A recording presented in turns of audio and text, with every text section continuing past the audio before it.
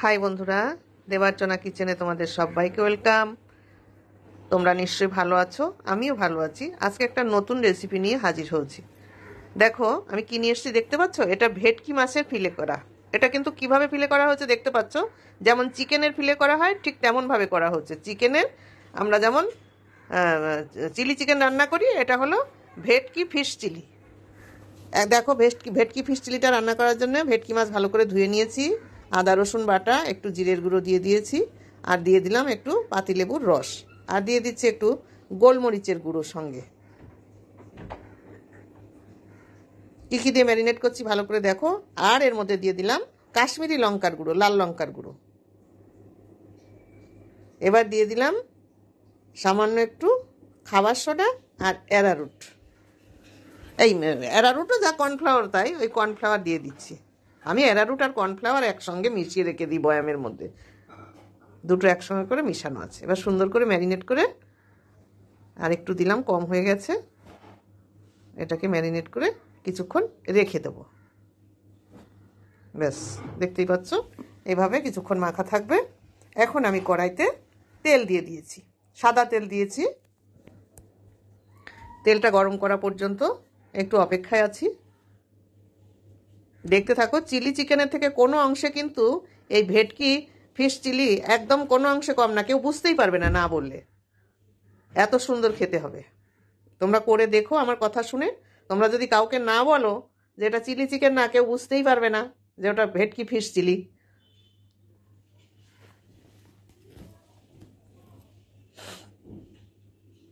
কড়াইয়ের মধ্যে একটু মনে হয় জলের ছিটে পড়েছিল কড়াইতে, তার জন্য এইভাবে ফুটছে। এবার ঠিক হয়ে গেছে। এখন আমি এই মাছগুলো এক এক করে ম্যারিনেট করে রেখেছিলাম, সেই ভেটকি মাছগুলো আমি দিয়ে দিচ্ছি। দেখো পিসগুলো করে নিয়ে আসা একদম চিকেনের মতো, চিলি চিকেন যেমন করে করে তেমনি করে ভেটকি মাছের পিলে করে কেটে নিয়ে আসা।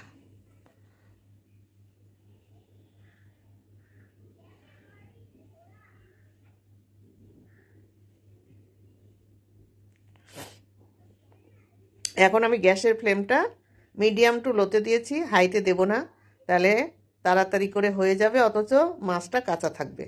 এই জন্য রঙটাও সুন্দর হবে, অথচ মাছটা ভালো ভাজা হয়ে যাবে। আমি সেইভাবে রেখেছি গ্যাসের ফ্লেমটা। দেখো কত সুন্দর রঙ এসে গেছে। বোঝা যাচ্ছে যে এটা চিকেন না ফিশ, একটুও বোঝা যাবে না। আবার রান্না করার পরেও কেউ বুঝতে পারবে না যে এটা কি রান্না হচ্ছে। অনেকে মনে করবে এটা চিলি চিকেনই খাচ্ছি। বন্ধুরা, আমার রান্নাটা যদি তোমাদের পছন্দ হয় তাহলে তোমরা বেশি বেশি করে শেয়ার করবে, লাইক করবে, কমেন্টস করবে। আর এখনও যারা সাবস্ক্রাইব করনি তারা সাবস্ক্রাইব করবে, সঙ্গে সঙ্গে বেল আইকনটা বাজিয়ে দেবে। আমার যা নতুন নতুন রান্নার রেসিপি তোমাদের কাছে আগে চলে যাবে। আর হ্যাঁ, আমি আরেকটা কথা বলছি, আমি হোম ডেলিভারি দেওয়ার জন্য রেডি হচ্ছি। তোমরা যদি কেউ হোম ডেলিভারি নিতে চাও, আমার এখানে ভেজ ননভেজ দুটোই পাবে, কিন্তু আমাকে একদিন আগের থেকে বা দুদিন আগের থেকে আমাকে অর্ডার দিতে হবে, তাহলে তোমরা পেয়ে যাবে। ভেজও পাবে, ননভেজও পাবে।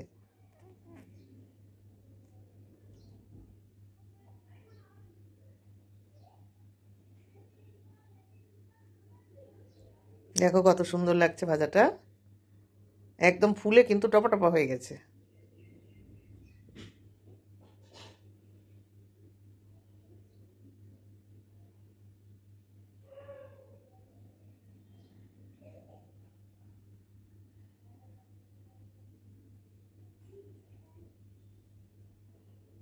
আমি উঠিয়ে দিচ্ছি, হয়ে গেছে। বাকিগুলো ওইভাবেই ভেজে নেব। দেখো কত সুন্দর লাগছে। আর যে কটা আছে আমি ওইভাবেই ভেজে নেব। নিয়ে আমার ভাজা হয়ে গেছে এটা। এবার ওগুলো ভেজে নিয়েছি। এখন দেখো রসুন বাটা, আদা বাটা আমি তেলের পরে দিয়ে দিয়েছি। দিয়ে দিলাম ক্যাপসিকাম,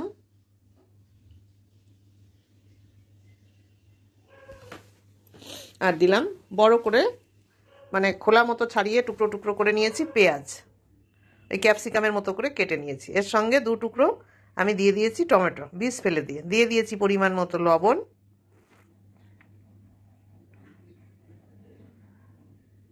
আর দিয়ে দিলাম এটা আমি সয়া সস। এবার দিলাম চিলি সস, এবার দিচ্ছি আমি টমেটো সস, দিয়ে সামান্য একটু জল দিলাম, কারণ এই সবজিটা একটু সিদ্ধ হতে লাগবে, আর আমি তেল খুব একটা বেশি ইউজ করব না। এখন দিয়ে দিচ্ছি এর মধ্যে একটু চাট মশলা, আর দেবো ভিনিগার, অল্প পরিমাণে ভিনিগার দিয়ে দিলাম। তোমরা এর মধ্যে সামান্য একটু চিনি দিলেও দিতে পারো, কিন্তু আমি দেবো না, যেহেতু এটা মেয়ের জন্য সবসময় ডায়েট করার মতো করি আমি, ডায়েটের খাবারের মতো, ওই জন্য আমি চিনিটা দেবো না, চিনিটা আমি স্কিপ করেছি, তোমরা ইচ্ছা করলে দিতে পারো।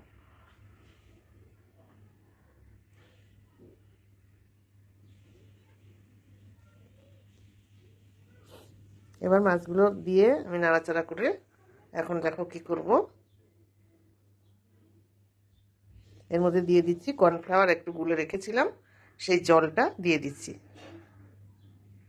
দিলে এটা বেশ মজে যাবে। তারপরে আমি আরেকটু জল দেবো এর মধ্যে, আর এর মধ্যে দিয়ে দিলাম বন্ধুরা আমি ম্যাগি মশলা। দেখো কত সুন্দর লাগছে দেখতে, রেডি। দেখো এখন সোনাকে আমি রাতে রুটি দিয়ে ডিনার করবে। তাহলে ভালো থাকো সবাই, টাটা বন্ধুরা।